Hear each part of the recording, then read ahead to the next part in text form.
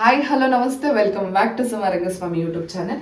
ಇವತ್ತು ನನ್ನ ಚಾನಲ್ನಲ್ಲಿ ನಾನು ಒಂದು ಚಿಕನ್ ಮಸಾಲ ರೆಸಿಪಿ ಹೇಗೆ ಮಾಡೋದು ಅಂತ ಹೇಳ್ಕೊಡ್ತಿದ್ದೀನಿ. ತುಂಬಾ ಸಿಂಪಲ್ಲು, ತುಂಬಾ ಟೇಸ್ಟಿಯಾಗಿ ದಿಢೀರಂತ ಮಾಡ್ಕೋಬೋದು. ಐಟಮ್ಸ್ಗಳನ್ನ ಒಂದ್ಸರಿ ಹೆಚ್ಚಿಟ್ಕೊಂಡ್ರೆ ಆಯಿತು. ಸೊ ಏನೇನೆಲ್ಲ ಮಾಡಬೇಕು ಚಿಕನ್ ಮಸಾಲ ಮಾಡೋದಕ್ಕೆ ತೋರಿಸ್ತೀನಿ ಬನ್ನಿ.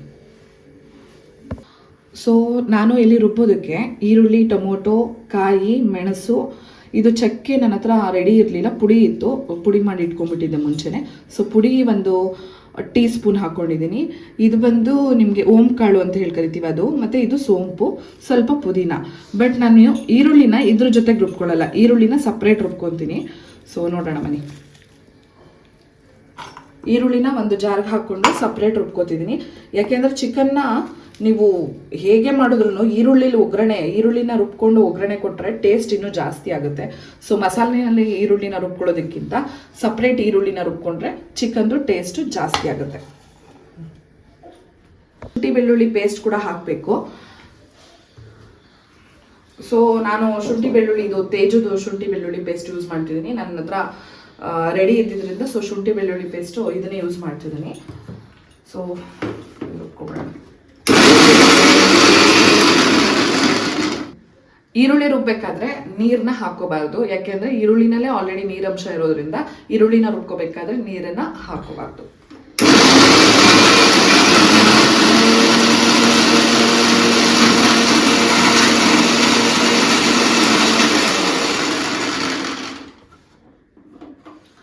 ಸೊ ಈರುಳ್ಳಿ ರುಬ್ಬಾಗಿದೆ. ನಾನಿಲ್ಲಿ ಫ್ರೈ ಮಾಡ್ಕೊಳ್ಳೋದಕ್ಕೆ ಸಪ್ರೇಟು ಮೆಣಸಿನ್ಕಾಯಿ, ಹಸಿ ಮೆಣಸಿನ್ಕಾಯಿ ತೊಗೊಂಡಿದ್ದೀನಿ, ಆನಿಯನ್ನು, ಕೋರಿಯಂಡರು, ಟೊಮೊಟೊ, ಕೊತ್ತಂಬರಿ ಸೊಪ್ಪು, ಟೊಮೊಟೊ, ಈರುಳ್ಳಿ, ಮೆಣಸಿನ್ಕಾಯಿ ಫ್ರೈ ಮಾಡೋದಕ್ಕೆ ತೊಗೊಂಡಿದ್ದೀನಿ ಸಪ್ರೇಟ್ ಹೆಚ್ಕೊಂಡು. ಈರುಳ್ಳಿನ ನೀವು ಆದಷ್ಟು ಈ ಥರ ಹೆಚ್ಕೊಂಡ್ರೆ ತುಂಬ ಚೆನ್ನಾಗಿರುತ್ತೆ. ಈರುಳ್ಳಿನ ನಾವು ಯಾವ ಥರ ಹೆಚ್ಚಿ ಹಾಕೋತೀವಿ ಅನ್ನೋದ್ರ ಮೇಲೂ ಟೇಸ್ಟ್ ನಿರ್ಧಾರ ಆಗುತ್ತೆ. ಈರುಳ್ಳಿ ಅಂತಲ್ಲ, ಯಾವುದೇ ಅಡುಗೆ ಮಾಡಿದ್ರು ತರಕಾರಿನ ನಾವು ಹೇಗೆ ಕಟ್ ಮಾಡಿ ಹಾಕ್ತೀವೋ ಅದ್ರ ಮೇಲೆ ಕೂಡ ಅಡುಗೆ ನಿರ್ಧಾರ ಆಗುತ್ತೆ. ಸುಮ್ಮನೆ ಉದ್ದದಕ್ಕೆಲ್ಲನೂ ಹಾಕಿದ್ರೆ ಚೆನ್ನಾಗಿರಲ್ಲ ಟೇಸ್ಟು. ಸೊ ಯಾವ ಅಡುಗೆಗೆ ಯಾವ ಥರ ಕಟ್ ಮಾಡಬೇಕು ಅದೇ ಥರ ಕಟ್ ಮಾಡಬೇಕು. ಸೊ ನಾನು ಈ ರೆಸಿಪಿಗೆ ಈ ಥರ ಬಿಡಿಬಿಡಿಯಾಗಿ ನೀಟಾಗಿ ಸಣ್ಣದಾಗಿ ಹೆಚ್ಕೋಬೇಕು ಉದ್ದದಕ್ಕೆ. ಸೊ ಹೆಚ್ಕೊಂಡು ಇಟ್ಕೊಂಡಿದ್ದೀನಿ. ಚಿಕನ್ನು ಚೆನ್ನಾಗಿ ತೊಳೆದ್ಬಿಟ್ಟು ಅರಿಶಿನ ಎಲ್ಲ ಹಾಕಿ ಚೆನ್ನಾಗಿ ತೊಳೆದು 1.5 kg ಚಿಕನ್ ಇದೆ ಇಲ್ಲಿ. ಸೊ 1.5 kg ಚಿಕನ್ನಿಗೆ ನಾನು ಇಷ್ಟು ರೆಡಿ ಮಾಡಿ ಇಟ್ಕೊಂಡಿದ್ದೀನಿ. ಇಲ್ಲಿ 2.5 ಟೊಮೊಟೊ ಇದೆ, 3 ಈರುಳ್ಳಿ ಇದೆ ದೊಡ್ಡದು, ಸ್ವಲ್ಪ ಕೊತ್ತಂಬರಿ ಸೊಪ್ಪು, ಒಂದು 8-10 ಮೆಣಸಿನ್ಕಾಯಿ ತೊಗೊಂಡಿದ್ದೀನಿ ಒಗ್ಗರಣೆಗೆ, ಪುದೀನ ಸ್ವಲ್ಪ, ಇದೆಲ್ಲ ಮಸಾಲೆಗೆ ಗೊತ್ತಲ್ಲ, ಮಸಾಲೆ ಆಮೇಲೆ ಮಾಡ್ಕೊಳ್ಳೋಣ. ಇವಾಗ ಫಸ್ಟ್ ಒಗ್ಗರಣೆಗೆ ಹಾಕ್ಬಿಡೋಣ. ಯಾವಾಗಲೂ ನಾನ್ ವೆಜ್ ಮಾಡಬೇಕಾದ್ರೂ ಸ್ವಲ್ಪ ಬಾಣಲಿ ಅಥವಾ ಪಾತ್ರೆದು ತಳ ಗಟ್ಟಿ ಇದ್ರೆ ಒಳ್ಳೇದು, ಅಂದ್ರೆ ದಪ್ಪ ಇರೋ ತಳನ ಯೂಸ್ ಮಾಡಿದ್ರೆ ಒಳ್ಳೇದು. ಅವಾಗ ತಳ ಹತ್ತಲ್ಲ, ಚಿಕನ್ ಸೀದೋಗಲ್ಲ. ಬಾಣ್ಲಿಕ್ಕಾದ್ಮೇಲೆ ಇದಕ್ಕೆ ಒಂದು 2-3 ಸ್ಪೂನ್ ಅಷ್ಟು ಎಣ್ಣೆನ ಹಾಕೋತಾ ಇದ್ದೀನಿ. ತುಂಬ ಏನು ಎಣ್ಣೆ ಹಾಕೊಳ್ಳೋ ಅವಶ್ಯಕತೆ ಇಲ್ಲ, ಚಿಕನಲ್ಲಿ ಆಲ್ರೆಡಿ ಆಯಿಲ್ ಇರುತ್ತೆ. ಸೊ ಸ್ವಲ್ಪ ಎಣ್ಣೆ ಹಾಕೊಂಡ್ರು ಸಾಕು. ತುಂಬ ಆಯಿಲಿ ಇಷ್ಟಪಡ್ತೀರಾ ಅಂತ ಹೇಳಿದ್ರೆ ನೀವು ಇನ್ನೊಂದು ಸ್ವಲ್ಪ ಎಣ್ಣೆ ಜಾಸ್ತಿನೇ ಹಾಕೊಳ್ಳಿ. ಸೊ ನಾವಿವಾಗ ಇದಕ್ಕೆ ಮೆಣಸಿನ್ಕಾಯಿನ ಹಾಕೋತಾ ಇದ್ದೀನಿ.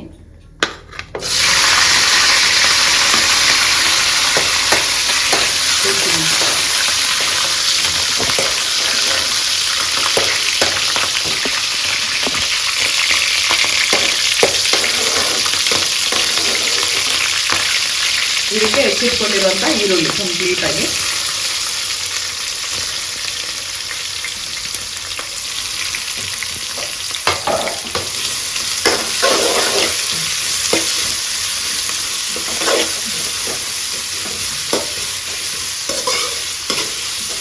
ಸೊ ಇದು ಚೆನ್ನಾಗಿ ಫ್ರೈ ಆಗಬೇಕು. ಇದ್ರ ಜೊತೆಗೆ ರುಬ್ಬಿಟ್ಕೊಂಡಿರೋಂಥ ಈರುಳ್ಳಿ. ಅನ್ನಿಸ್ಬೋದು ನಿಮಗೆ ಈರುಳ್ಳಿ ಹೆಚ್ಚಿಟ್ಕೊಂಡು ಮತ್ತೆ ರುಬ್ಬಿಟ್ಕೊಂಡಿರೋದು ಯಾಕೆ ಅಂತ. ಈರುಳ್ಳಿ ರುಬ್ಕೊಂಡಾಗ ಅದ್ರ ಫ್ಲೇವರ್ ಎಲ್ಲ ನೀಟಾಗಿ ಚಿಕನ್ ಹಿಡಿಯುತ್ತೆ. ಅದಕ್ಕೆ ನಾನು 1.5 ಈರುಳ್ಳಿನ ರುಬ್ಕೊಂಡಿದ್ದೀನಿ. ಸೊ ಹೆಚ್ಕೊಂಡು ಹಾಕ್ಕೊಂಡಿದ್ದೀನಿ, ರುಬ್ಕೊಂಡು ತೊಗೊತಾ ಇದ್ದೀನಿ. ಸೊ ಈರುಳ್ಳಿ ಖಾರದಲ್ಲಿ ಬೇಯಬೇಕು ಅಂದಾಗ ನಾವು ರುಬ್ಬ ಹಾಕೊಂಡ್ರೆ ಇನ್ನೂ ಟೇಸ್ಟ್ ಚೆನ್ನಾಗಿರುತ್ತೆ.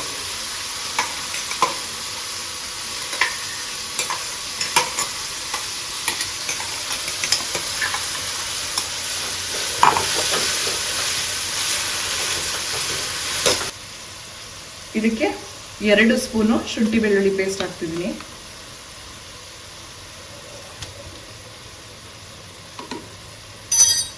ಅರಿಶಿನ,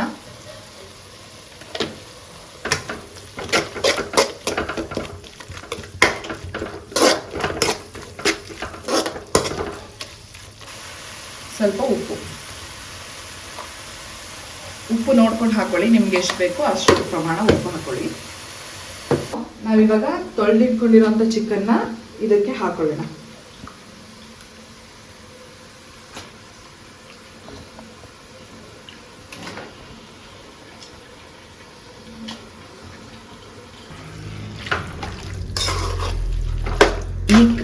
ಈ ಈರುಳ್ಳಿ ಖಾರ ಈರುಳ್ಳಿ ಜೊತೆಗೆ ಚಿಕನ್ ಚೆನ್ನಾಗಿ ಬೇಯಬೇಕು. ಚೆನ್ನಾಗಿ ಬೆಂದರೆ ಅದ್ರ ಟೇಸ್ಟ್ ತುಂಬ ಚೆನ್ನಾಗಿರುತ್ತೆ. ನೀವು ಡೈರೆಕ್ಟ್ ಆ್ಯಕ್ಚುಲಿ ಹುರಿಬಾರ್ದು ಅಂತ ಹೇಳ್ಬಿಟ್ಟು ನೀವು ಡೈರೆಕ್ಟ್ ಹಿಂಗೂ ತಿನ್ಬೋದು ಇದರಲ್ಲಿ ಬೇಯಿಸ್ಕೊಂಡು, ತುಂಬಾ ಟೇಸ್ಟಿಯಾಗಿರುತ್ತೆ. ಆಲ್ರೆಡಿ ಮೆಣಸಿನ್ಕಾಯಿ ಹಾಕಿರೋದ್ರಿಂದ ಖಾರನೂ ಇರುತ್ತೆ, ಉಪ್ಪು ಇರುತ್ತೆ, ತುಂಬಾ ಚೆನ್ನಾಗಿರುತ್ತೆ.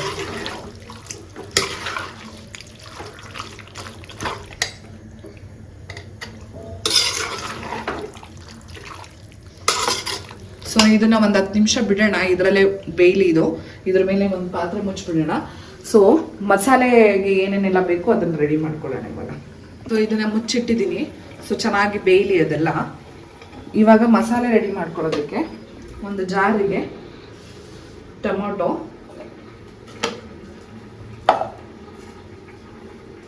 ಪುದೀನ, ಚಕ್ಕೆ, ಸೋಂಪು, ಓಂಕಾಳು, ಸ್ವಲ್ಪ ಮೆಣಸು, ಕಾಯಿ ಸ್ವಲ್ಪ. ಇದಕ್ಕೆ ನಾವು ಇನ್ನೊಂದು ಇಂಗ್ರೀಡಿಯೆಂಟ್ನು ಹಾಕೋಬಹುದು, ಅದು ಕಡಲೆ.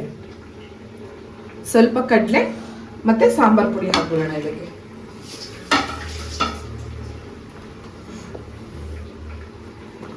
ಸಾಂಬಾರ್ ಪುಡಿ ಇದು ಮನೆಯಲ್ಲೇ ಮಾಡಿರೋವಂಥದ್ದು, ಅಮ್ಮ ಮಾಡಿರೋದು. ಸೊ ಇದಕ್ಕೆ ನಾನು ಸಾಂಬಾರ್ ಪುಡಿ ಒಂದು 2 ಸ್ಪೂನು, 2-2.5 ಸ್ಪೂನು ಸಾಂಬಾರ್ ಪುಡಿ ಹಾಕೊತಾ ಇದ್ದೀನಿ. ಒಂದು ಅರ್ಧ ಹಿಡಿಯಷ್ಟು ಕಡಲೆ ಹಾಕೊತಿದ್ದೀನಿ. ಸೊ ಇದಕ್ಕೆ ನೀರು ಹಾಕೊಂಡು ಇವಾಗ ರುಬ್ಕೊಳ್ಳೋಣ.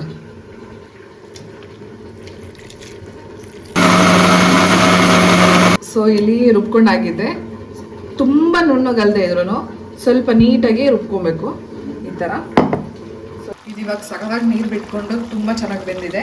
ಸೊ ಇದಕ್ಕೆ ಇವಾಗ ನಾವು ಟೊಮೊಟೊ ಹಣ್ಣು ಹಾಕೊಳ್ಳೋಣ.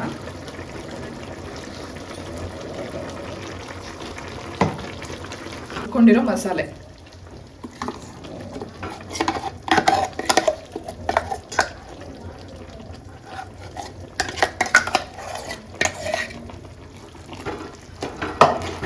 ಇದಕ್ಕೆ ಆವಾಗಲೇ ಜಾರ್ನಲ್ಲಿ ಇತ್ತಲ್ಲ ಈರುಳ್ಳಿ ಖಾರ, ಅದಕ್ಕೆ ಸ್ವಲ್ಪ ನೀರು ಹಾಕ್ಕೊಂಡು ಅದನ್ನು ಹಾಕೊಳ್ಳೋಣ.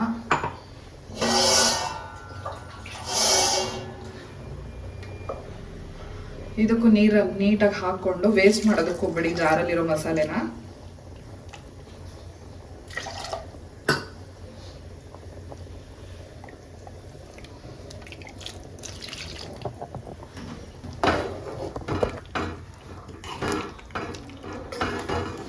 ಇದನ್ನ ಇವಾಗ ಚೆನ್ನಾಗಿ ಕುದಿಯೋದು. ಇದು ಇವಾಗ ತುಂಬ ಚೆನ್ನಾಗಿ ಬೆಂದಿದೆ.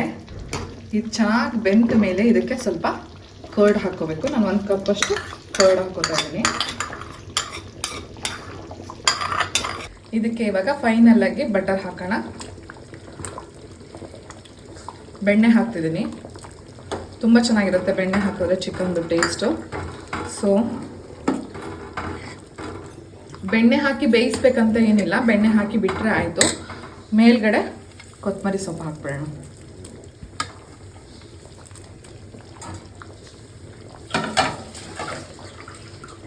ಇಷ್ಟೇ simple chicken masala recipe ready. ಇದನ್ನು ನೀವು ದೋಸೆ ಜೊತೆಗೆ, ಅನ್ನದ ಜೊತೆಗೆ, ಮುದ್ದೆ ಜೊತೆಗೂ ಕೂಡ ತುಂಬ ಚೆನ್ನಾಗಿರುತ್ತೆ ಕಾಂಬಿನೇಷನು. ಆರಾಮಾಗಿ ದಿಢೀರಂತ ಮಾಡಿಕೊಂಡು ತಿನ್ಬೋದು.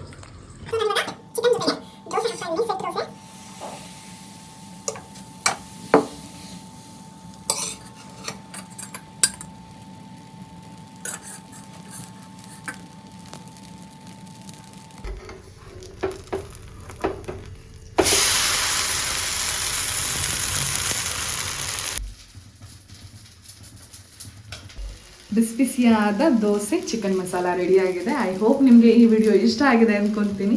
ಚಾನಲ್ನ ಸಬ್ಸ್ಕ್ರೈಬ್ ಆಗಿ ಹಾಗೆ ಲೈಕು ಶೇರು ಕಮೆಂಟು ಮಾಡೋದನ್ನು ಮರಿಬೇಡಿ. Thank you.